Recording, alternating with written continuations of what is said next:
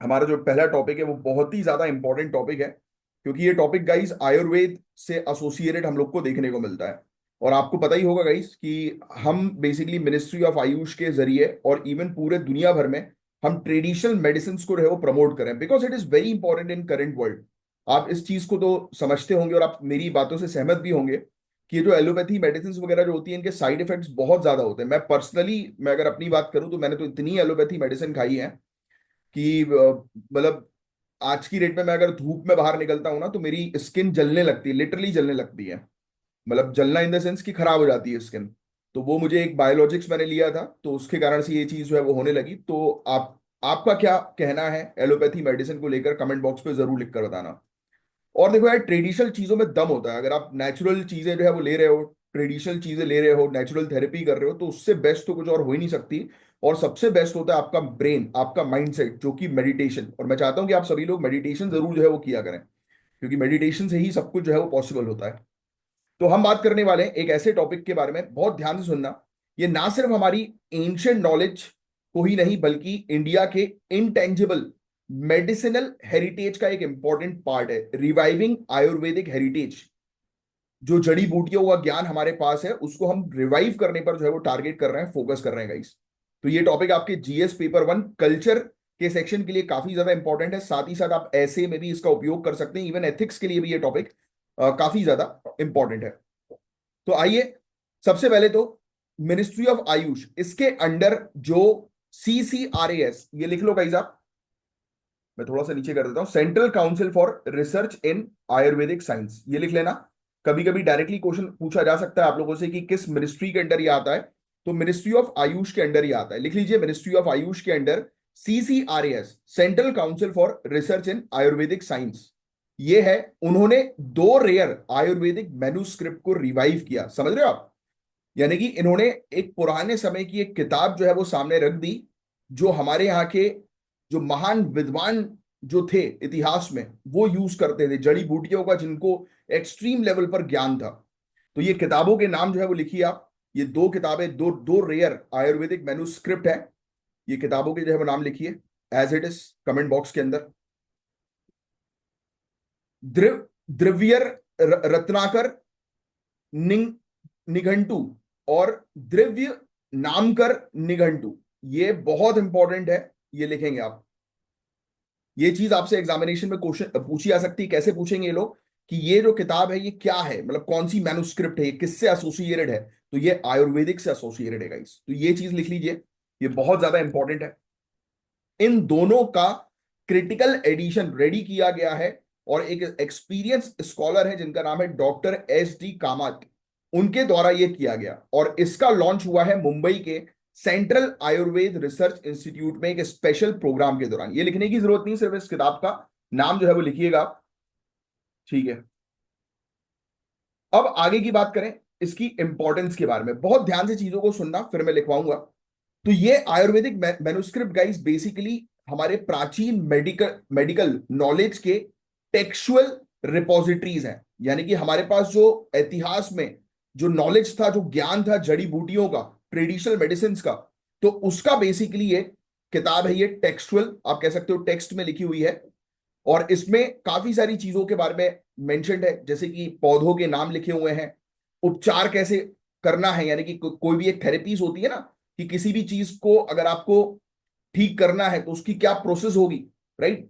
तो प्रॉपर, और फिर फार्माकोलॉजिकल प्रॉपर्टीज, यानी कि उस मेडिसिन के अंदर क्या प्रॉपर्टीज है। जैसे कि आपको पता होना चाहिए कि काफी सारे, सॉरी, उस प्लांट के अंदर क्या प्रॉपर्टीज हैं।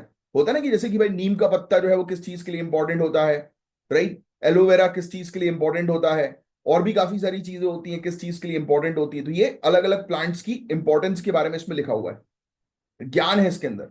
और इसके यूनिक ट्रेडिशनल फॉर्मुलेशन, कि आप किन किन चीजों को मिक्स करोगे जिससे कि आप एक दवा बना सको, एक नेचुरल दवा बना सको, ट्रेडिशनल दवा बना सको। तो ये बहुत बेहतरीन चीज लिखी हुई है, आपको लिखने की जरूरत नहीं, तो कॉमन सेंस वाली चीज है, सुनने वाली। तो गाइज ये सब बेस्ड है बहुत सदियों पुराने हमारे एक्सपीरियंशियल लर्निंग से, यानी कि जो लोगों ने पास्ट में एक्सपीरियंस किया, इनोवेशन किया, डिस्कवरी करी, उस चीज के आधार पर ये पूरी चीज बेस्ड है, राइट? जैसे कि निघंटुस एक प्रकार के आयुर्वेदिक डिक्शनरीज होते हैं। निघंटू लिख लो, ये वाली चीज लिख लो, इसमें मैंने आपको बताया ना निघंटू। तो निघंटूस ये लिख सकते हो आप, कभी कभी ये भी आ सकता है कि ये क्या है। तो ये एक प्रकार के, आप ये सिर्फ इतना लिख लो कि ये शब्दकोश है, डिक्शनरी है, आयुर्वेदिक डिक्शनरी, ठीक है। आयुर्वेदिक लेक्सिकॉन्स, ब्रैकेट में लिख देना डिक्शनरी, इसको डिक्शनरी बोलते हैं हम लोग, है ना। तो ये आयुर्वेदिक डिक्शनरीज होती हैं जिसमें मेडिसिनल सब्सटेंस को प्लांट, मिनरल और एनिमल सोर्सेज के हिसाब से कैटलॉग किया गया है, यानी कि अलग अलग कैटेगरीज में जो है वो उसको शामिल किया गया है। अब हम जो ये ट्रेडिशनल नॉलेज को रिवाइव कर रहे हैं उसकी क्या इंपॉर्टेंस है, तो मुझे आपको बताने की जरूरत नहीं, आपको पता ही है कि इसका मेन ऑब्जेक्टिव है कि इन जो रेयर ज्ञान है हमारे पास, इसको पहले तो प्रोटेक्ट करना और स्टूडेंट्स, रिसर्चर्स, प्रैक्टिशनर्स के लिए एक्सेसिबल बनाना, कि वो इन ज्ञान को जो है वो एक्सेस कर सकें। फिर मॉडर्न रिसर्च को सपोर्ट करना, इन क्लासिकल टेक्स्ट को डिजिटाइज करके और उनका मॉडर्न क्रिटिकल एनालिसिस करके हम उन्हें मॉडर्न साइंस से कोरिलेट कर सकते हैं। फिर नेक्स्ट, डिजिटल प्रिजर्वेशन के जरिए, यानी कि डिजिटली इन सब चीजों को हम ऐड कर देंगे, उसके थ्रू इंडिया के अनमोल आयुर्वेदिक विरासत यानी कि आयुर्वेदिक हेरिटेज को सेव रखा जा सकता है, राइट। तो क्या आप बता सकते हैं कि क्लासिकल टेक्स्ट को डिजिटलाइज करने से किस तरह से रिसर्च और हेल्थ केयर सेक्टर को बेनिफिट मिलेगा? कमेंट बॉक्स पे लिखकर बताओ कि कैसे बेनिफिट मिलेगा अगर हम इन सब चीजों को डिजिटलाइज कर देते हैं। तो चीजें समझ में आ रही है आपको? अब सुनो, आगे की थोड़ी सी चर्चा हम लोग जो करते हैं, तो इसका ओरिजिनल कंपोजिशन अगर हम पहले बात करें, पहली चीज तो ये लिख लो आप, जो जहां पर आपने लिखी हुई है उसी के नीचे एक अंडरलाइन जो है वो कर लो। अ, द्रव्य रत्नाकर निघंटू, तो ये इसको हिंदी में भी लिख लेना यार, इंग्लिश मीडियम के स्टूडेंट्स, शायद हो सकता है कि इसको सही तरीके से प्रोनाउंस ना कर पाओ, तो हिंदी आपको हेल्प करेगी, राइट। इसलिए हमारे देख सकते हैं आप पीडीएफ के अंदर इंग्लिश हिंदी दोनों में हम चीजों को मेंशन करते हैं। अब पहली चीज इसमें लिखिएगा आप नीचे, 1480 सीई, 1480, 1480 एडी या सीई लिख सकते हो, कॉमन एरा या आफ्टर डेथ, या एनो डोमिनी बोलते हैं बेसिकली उसको। तो इसका ओरिजिनल कंपोजिशन हुआ था 1480 सीई में, पंडित मुरलीधर के द्वारा। ये लिख लीजिएगा, मुदगल पंडित, मुदगल पंडित, सॉरी, मुदगल मुदगल पंडित। और कुछ कुछ किताबों में और आर्टिकल्स में पंडित मुरलीधर भी जो है वो लिखा हुआ है, बट मुदगल पंडित लिखो ज्यादा, क्योंकि ज्यादातर किताबों में वही मेंशन्ड है। तो लॉन्ग टाइम तक ये एक मैन्युस्क्रिप्ट जो थी वो अनपब्लिश्ड जो है वो रही है, और महाराष्ट्र में इसका लिमिटेड सर्कुलेशन था टिल 19 सेंचुरी। और इसमें है 18 वेल स्ट्रक्चर्ड चैप्टर्स जो आयुर्वेदिक फार्माकोलॉजी का डीप ज्ञान प्रोवाइड कराते हैं। तो ये लिखने की जरूरत नहीं, सिर्फ इतनी चीज लिख लो आप, दैट्स इट, राइट। कि इसके अंदर कितने चैप्टर्स हैं, क्या क्या चीजें हैं, तो बस वो सब उसमें आपको जाने की जरूरत नहीं है, बट आपको ये पता होना चाहिए कि इसमें डिटेल में जो है वो चीजें लिखी हुई हैं। और भी काफी सारे सोर्सेस से इसके अंदर चीजें शामिल की गई हैं, वो लिखने की उतनी जरूरत नहीं है आपको, वो चीज एग्जामिनेशन में नहीं आएगी। अब नेक्स्ट आगे की तरफ जो है वो हम लोग चलते हैं। दूसरा जो हम लोग को देखने को मिलता है, द्रिव नामाकर निघंटू, ये भी लिख लो, उस जो आपने लिखा हुआ उसी के ब्रैकेट में लिख लो नीचे, या अंडरलाइन डैश मार के जो है वो लिख लो। तो ये भीष्म वैद्य की है ये। और इसके अंदर भी वही सेम चीज हम लोग को देखने को मिलता है कि ज्ञान के बारे में मेंशन है इसके अंदर, 182 वर्सेस श्लोक हम लोग को देखने को मिलता है। ये सब लिखने की जरूरत नहीं है वैसे आपको, इसमें लिखा हुआ है कि भाई अलग अलग प्लांट्स के नाम क्या है, सेम चीज, दोनों में सेम चीज ही लिखी हुई है। अच्छा, इन दोनों में डिफरेंस क्या है, कोई बता सकता है? अभी तक पढ़ के क्या समझ में आ रहा है? डिफरेंस नहीं है भाई, अलग ऑथर ने अलग एक किताब लिखी हुई है जिसके अंदर अलग अलग चीजें हैं, राइट। आयुर्वेदिक ज्ञान है जिसको हमने रिवाइव कर लिया, बस, और कोई डिफरेंस नहीं है, दोनों सेम ही है, राइट। इसमें एज सच कोई डिफरेंस की अगर बात करें तो नहीं है, क्योंकि ये आयुर्वेदिक ज्ञान के बारे में जो है वो नॉलेज हमें प्रोवाइड करा रही है सिंपली, इसमें उतना डिटेल में आपसे पूछेंगे नहीं ये लोग, ठीक है।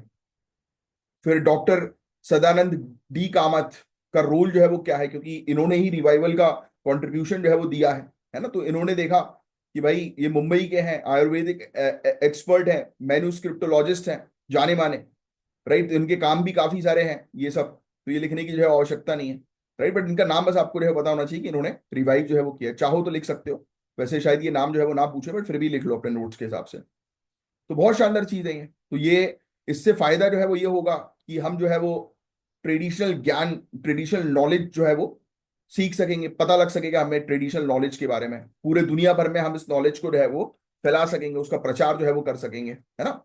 इसमें आप मेनली CCRAS के बारे में जो है वो ध्यान में रखिएगा कि दो मैन्युस्क्रिप्ट जो है वो कौन सी इन्होंने रिलीज जो है वो करी है, रिवाइव करने पर फोकस किया है, राइट। और इसको एडिट किया है डॉक्टर SD कामत के द्वारा, तो वो भी चाहो तो लिख लो, है ना। और अब आप मुझे बताओ, अभी मैंने आपको पढ़ाया निघंटू होता क्या है, किसको बोलते हैं निघंटू, अभी मैंने आपको पढ़ाया ना, तो ये क्या चीज है बताओ। याद रखना आयुर्वेदिक डिक्शनरी, क्योंकि ये चीज आपसे एग्जामिनेशन में पूछी जाएंगी, राइट। तो ये था गाइस पूरा ओवरऑल टॉपिक, होपफुली मैंने जो चीज आपको समझाई वो आपको अच्छे।